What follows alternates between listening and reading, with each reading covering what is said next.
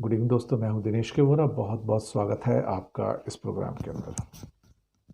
World news channel आपका प्रिय daily news India 1.0।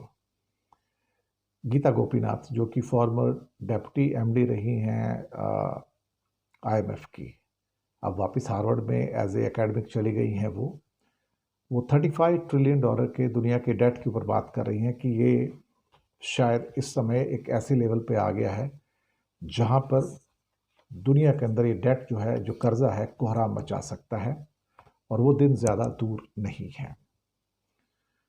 Bharat और तालिबान की रिलेशनशिप के ऊपर बहुत सवाल उठ रहे हैं कि ऐसा क्या हुआ कि भारत तालिबान के साथ अपने संबंधों को मजबूत बना रहा है।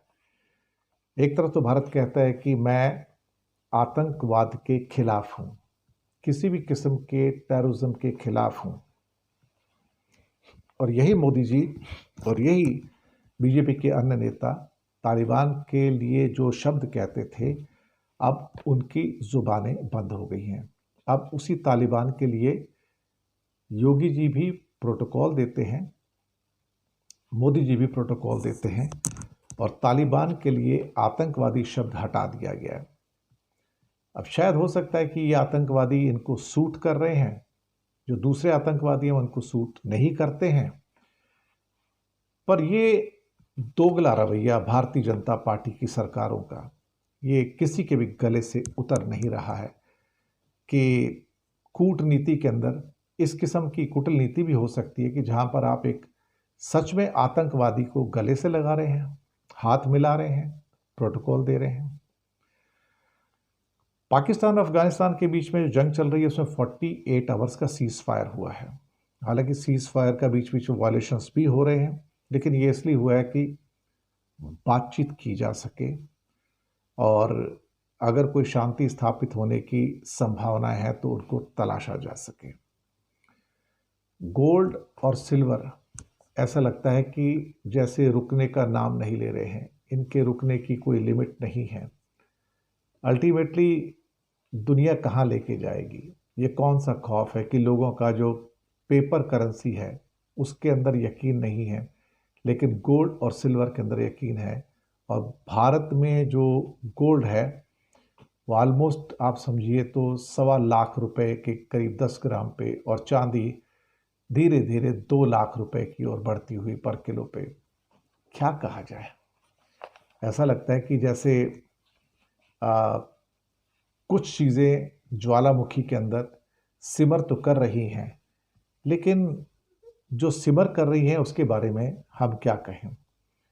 और साथ में एक ट्रम्प साहब का जो एक मसला आया कि जहां उन्होंने कहा था कि भारत ने मोदी जी ने मुझसे वादा किया कि वो रूस का ऑयल नहीं खरीदेंगे, लेकिन उन्होंने तो रूस को ऐसा कोई वादा ही नहीं किया है, और हम अपने मतलब के हिसाब से जिससे खरीदना होगा हम तेल खरीदते रहेंगे। क्या ट्रम्प ने फिर से झूठ बोला है? क्या ट्रम्प ने फिर से क्या मोदी जी को फंसाने की कोशिश की है? क्या हुआ क्या अल्टीमेटली? तो बहुत बहुत स्वागत है आपका, और साथ में नमस्कार, गुड इवनिंग, आदाब और सत श्री अकाल। तो सबसे पहले हम इसी मुद्दे को लेते हैं आज कि ट्रम्प साहब ने अचानक से कैसे सामने आए और कह दिया कि भाई मोदी जी ने मुझसे वादा किया कि अब मैं रूस से तेल नहीं खरीदूंगा। और इसके ऊपर मैं सोच रहा था कि भारत का कोई रिएक्शन क्यों नहीं आया। अल्टीमेटली वो रिएक्शन आ भी गया, और वो जो क्या कहते हैं कि जो रिएक्शन आया विदेश मंत्रालय का आया है कि वो ये है कि हमने ऐसा कोई वादा नहीं किया है, हमने ऐसा किसी को कोई प्रॉमिस भी नहीं किया है, तो ना ही कोई ऐसी बात हुई है। तो क्या एक बार फिर से ट्रम्प साहब ने झूठ बोला है? क्या फिर से ट्रम्प ने एक बार हवा में बात किया है और ये कहने की कोशिश की है कि भारत जो है, अब मुझसे जो बात की है, मोदी जी ने वादा किया कि वो रशिया से तेल नहीं खरीदेंगे।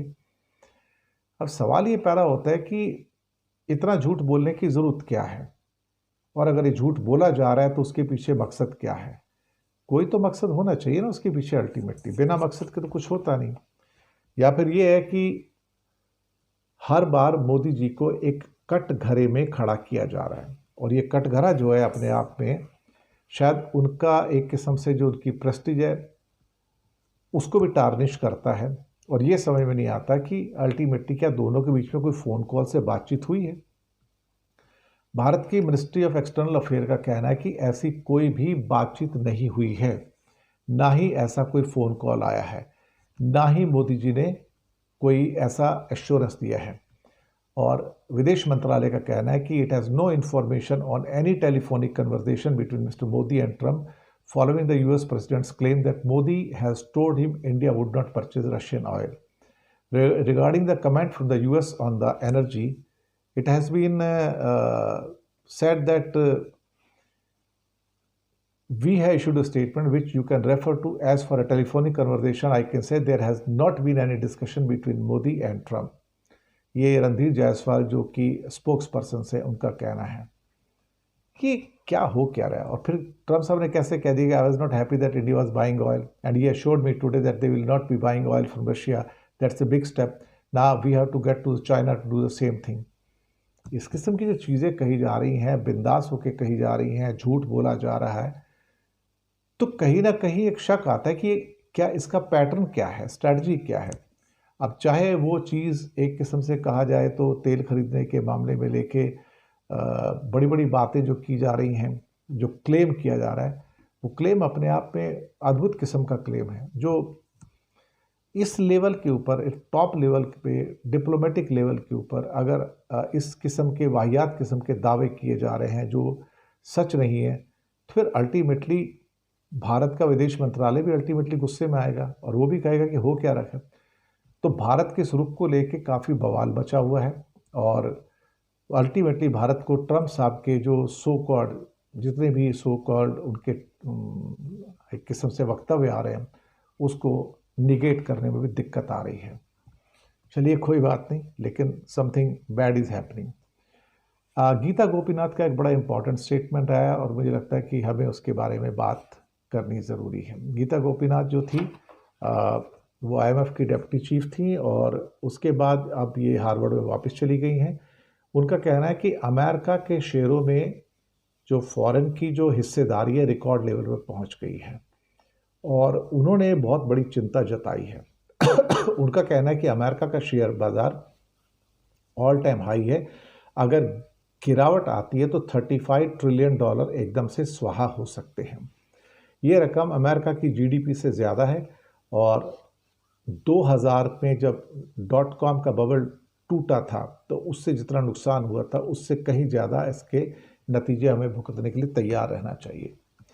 गीता गोपीनाथ ने द इकोनॉमिस्ट मैगजीन के एक लेख में कहा कि अमेरिका के शेयरों में दुनिया का जो इन्वेस्टमेंट है रिकॉर्ड ऊंचाई पर है और उनका कहना है कि टैरिफ वार और देशों के पास अब फिस्कल स्पेस नहीं बचा है, तो इसका मतलब है कि अमेरिकन शेयर जो है दूसरे कंट्रीज़ की तुलना में 46% जो है महंगे बिक रहे हैं और जिसका कोई भी देखा जाए तो आधार नहीं है वहाँ पर। और उनका कहना है कि 2000 में जब .com की बबल आया था तो शायद ये उसी किस्म का एक बबल फिर से आ सकता है। अमेरिका के शेयरों में फॉरेन होल्डिंग जो रिकॉर्ड इस टाइम $20 ट्रिलियन तक पहुंच गई है। पिछले कुछ महीनों में इसमें $2.5 ट्रिलियन की तेज़ी आई है और अमेरिकन इक्विटी मार्केट $60 ट्रिलियन का है और इसमें विदेशी निवेशकों की जो हिस्सेदारी है वो 30% है। तो इसका मतलब है कि ऑलमोस्ट 18-20 ट्रिलियन डॉलर जो अमेरिका की इक्विटी में जो पैसा है वो बाहर के मुल्कों का लगा हुआ है। ये अमेरिका के इतिहास में सबसे ज़्यादा है। इतना ही नहीं, US इक्विटीज़ में भी फॉरेन इन्वेस्टर्स का आवंटन जो है वो करीब 61% तक पहुंचा है। तो समस्या की जड़ कहाँ पर है? उनका कहना है कि समस्या की जड़ जो थी वो इम्बैलेंस्ड ट्रेड नहीं है बल्कि इम्बैलेंस्ड डेवलपमेंट है। उनको लगता है कि सर अमेरिका नहीं कि दुनिया के दूसरे देशों में भी ज़्यादा ग्रोथ और बेहतर रिटर्न की ज़रूरत है। तो उनकी जो वार्निंग है कि ये पैसा आपका अगर ये लफड़ा हो गया तो भाई आप बच नहीं पाएंगे उसके द्वारा। काफ़ी इम्पोर्टेंट बात कही है। और इसके साथ ही अब हम बात करेंगे भारत और तालिबान के बीच में बढ़ती हुई दोस्ती की। क्या ये हो सकता है कि दुश्मन का दुश्मन दोस्त? अगर भारत पाकिस्तान को दुश्मन मानता है तो पाकिस्तान अफगानिस्तान को दुश्मन मानता है, तो फिर दुश्मन का दुश्मन दोस्त होने जा रहे हैं। एम्बेसी भी खुलने जा रही है, एम्बेसडर भी होने जा रहे हैं और इस बीच में पाकिस्तान अफगानिस्तान में जंग भी हुई है। हालांकि 48 आवर का उसमें एक सीज़ फायर भी हुआ है, इसमें तो कोई शक वाली बात नहीं है और हम उसके बारे में बात कर रहे हैं। सवाल ये पैदा होता है कि 48 आवर का सीज़ फायर तो हुआ है और उसके अंदर ये कोशिश की जा रही है कि यहाँ पर कुछ शांति स्थापित की जाए और जो हमले हैं एक दूसरे के ऊपर वो ना किए जाएं, ताकि जो लोगों की मौत हो रही है वो दरअसल रोकी जा सके। अब कई लोग कहते हैं कि भारत का तालिबान के साथ रिश्ते बनाना बिल्कुल सही है। अब मुसीबत ये है कि कल तक तो तालिबान को हम एक किस्म से एक बहुत बड़ा आतंकवादी समझते थे और उसके बाद अब हम उसी के साथ में आकर उसको सपोर्ट कर रहे हैं और फिर पता लगता है कि हम दुनिया के मंच पर जाके दुहाई दे रहे हैं कि हम आतंकवाद के ख़िलाफ़ हैं और हम आतंकवाद का एक तरह से टारगेट बने हुए हैं, हम विक्टिम हैं उसके, और आप अब उसी आतंकवादी के समर्थन में निकल कर बाहर आ रहे हैं। तो 1996 से 2001 के बीच में जब तालिबान ने अफ़गानिस्तान पर कब्ज़ा किया था तब भारत ने नॉर्दर्न अलायंस का साथ दिया था। तो अमेरिकन समर्थित जब अफ़गान सरकार के दौरान भारत ने $3 बिलियन से ज़्यादा का इन्वेस्टमेंट किया, स्कूल, सड़कें, संसद सब बनाए। 2021 में जब अमेरिका ने अफ़गानिस्तान छोड़ा और तालिबान फिर सत्ता में आया तो भारत ने अपना दूतावास बंद कर दिया और फिर अपना सब लोग भी वहाँ से कुछ जो भारतीय मूल के थे वो निकल कर आ गए। लेकिन 2 साल फिर खामोश रहने के बाद इंडिया ने वहाँ पर एम्बेसी खोल ली टेक्निकल मिशन के नाम से, और इसे क्या कहते हैं कि एंगेजमेंट विदाउट रिकॉग्निशन होता है कि तालिबान सरकार को हम मान्यता तो नहीं देंगे लेकिन संबंध बनाना हमें स्वीकार है। अब तालिबान का मतलब उनका इंडिया का ये कहा जा रहा है कि अफ़गानिस्तान के साथ संबंधों को तोड़ना नहीं है, लेकिन अफ़गानिस्तान एक अलग चीज़ है, तालिबान जो सरकार है वो एक अलग चीज़ है। दोनों को हमें मुद्दों को मिक्सअप करने की ज़रूरत नहीं है।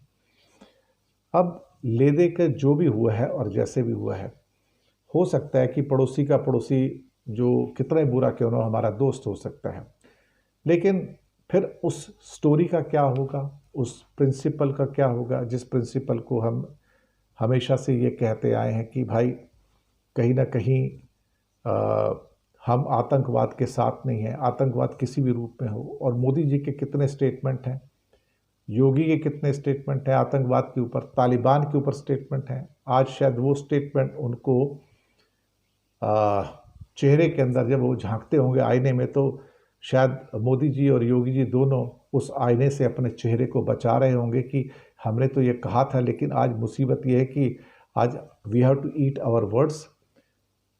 सवाल ये पैदा होता है अल्टीमेटली कि क्या भारत आतंकवाद के विरोध में है या आतंकवादियों के साथ में है। अब कूटनीति के नाम पर अब जो भी है, भारत और तालिबान के रिश्ते में बहुत सारी चुनौतियां हैं। अब तालिबान के संबंध जैश ए मोहम्मद और लश्कर तैयबा के साथ हैं, कोई शक नहीं है। तालिबान के नेताओं की पाकिस्तान में परवरिश हुई है। अफ़गानिस्तान में आईसिस और अलकायदा से भी पाकिस्तान के संबंध हैं। तालिबान का नॉन डेमोक्रेटिक जो शासन है वो भारत के लिए चुनौती है। भारत के प्रोजेक्ट जो है वहाँ पर उसको भी चैलेंजेस हैं। तालिबान के चीन से भी मजबूत संबंध हैं और अफ़गानिस्तान में भी चाइना एक्टिव है और रूस के साथ भी पूरे रिलेशंस हैं। चाइना अफ़गानिस्तान BRI का जो गठजोड़ है वो भारत के लिए एक चुनौती है। अफ़गानिस्तान से जो ड्रग्स की जो तस्करी होती है वो भी हमारे लिए एक चुनौती है और आतंकवाद तो है ये। तो हमारे लिए अब सवाल ये पैदा होता है कि हम क्या करेंगे, नैतिकता या रणनीति, यानी कि मोरालिटी की बात करें या स्ट्रैटेजी की बात करें। मोरालिटी तो ये कहती है कि हम आतंकवादियों के साथ नहीं जा सकते, लेकिन स्ट्रैटेजी कह रही है कि तुम आतंकवाद को भी स्वीकार करके उसको एम्ब्रेस कर सकते हो। लेकिन फिर अफ़गानिस्तान का तालिबान ही क्यों, फिर बाकी हो क्या। तो भारत की जो लोकतांत्रिक जो साख है, जो खुला तालिबान के साथ हमारा रिश्ता है, उससे हमें धक्का लगता है क्योंकि तालिबान महिलाओं की शिक्षा और आज़ादी पर पाबंदियां लगाए हुए हैं। अल्टीमेटली क्या हम अपने आप को एक ठगा हुआ महसूस नहीं करते? यहाँ पर सोचने वाली बात है। और जो सीज़ फायर जो हुआ है दोनों देशों के बीच में वो हो सकता है टेम्पररी हो, क्योंकि दोनों साइड में जो एक बॉइलिंग सिचुएशन है वो सिर्फ एक पॉलिटिकल डायलॉग और डिप्लोमेसी के द्वारा सॉल्व किया जा सकता है, इसके अलावा और कुछ नहीं है।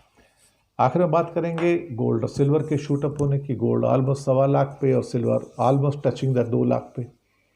दुनिया में जो भी हो रहा है सिल्वर के मामले में, क्योंकि इंडस्ट्रियल यूज़ बढ़ रहा है, प्रोडक्शन बढ़ नहीं रहा है, ऊपर से भारत के अंदर कई पाबंदियां हैं सिल्वर के इंपोर्ट को लेके या फ्री ट्रेड एग्रीमेंट के रस्तों से लेकर, तो कहीं ना कहीं वो जो रिसाइकलिंग ऑफ द गोल्ड या सिल्वर होता है वो भी नहीं हो पा रहा है, तो उसके अंदर भी काफ़ी हद तक कमी आई है। तो इस समय जो शूटअप हो रहा है, ऑलमोस्ट 80% का शूटअप है एक साल में चांदी में और सोने में। इसे किस रूप में देखा जाए? भारत ही नहीं, पूरी दुनिया के अंदर ये जो शूटअप है ये कहीं ना कहीं एक खौफ को दर्शाता है कि जो करेंसीज हैं आपकी वो एक सिर्फ कागज़ का टुकड़ा बन के रह जाएंगी, इसके अलावा उनकी और कोई कीमत नहीं। जब दुनिया के सेंट्रल बैंक्स खुद सोना और चांदी खरीद रहे हों और आम आदमी उस कागज़ के नोट में यकीन करके बेचारा अपना बैंक में एफडी करा रहा हो 5% के ऊपर, तो आप सोच सकते हो कि क्या वो इंसान खुद को ठगा हुआ महसूस नहीं करेगा? अब क्या कहा जाए, सरकारों की पेशकश भी है और सरकारों की पेशोपेश भी है, दोनों किस्म की चीज़ें हैं। क्या कहा जाए, इसके अंदर आम आदमी कहाँ जाएगा? उसके पास क्या रास्ता है? उसके पास तो पैसे भी नहीं है गोल्ड और सिल्वर खरीदने के, इसलिए शायद वो जो थोड़ा बहुत है उसको रोक कर बैठा है कि उसको ना बेचा जाए इस समय। बस यही हो सकता है, और इससे ज़्यादा क्या हो सकता है। इसी के साथ आपसे आगे लेंगे, शुक्रिया अदा करेंगे, चैनल को सब्सक्राइब कीजिएगा, लिंक आगे भेजिएगा। हो सके तो छोटी छोटी आर्थिक मदद कर सकते हैं, नीचे हमने आपके लिए यूपीआई नंबर और बैंक अकाउंट नंबर दोनों दिए हैं। किसी एक को चुनकर छोटी सी मदद करेंगे तो अच्छी पत्रकारिता को आगे बढ़ाने में आप हमारे सहयोगी भी बनेंगे। बहुत बहुत धन्यवाद आप सबका। Good night.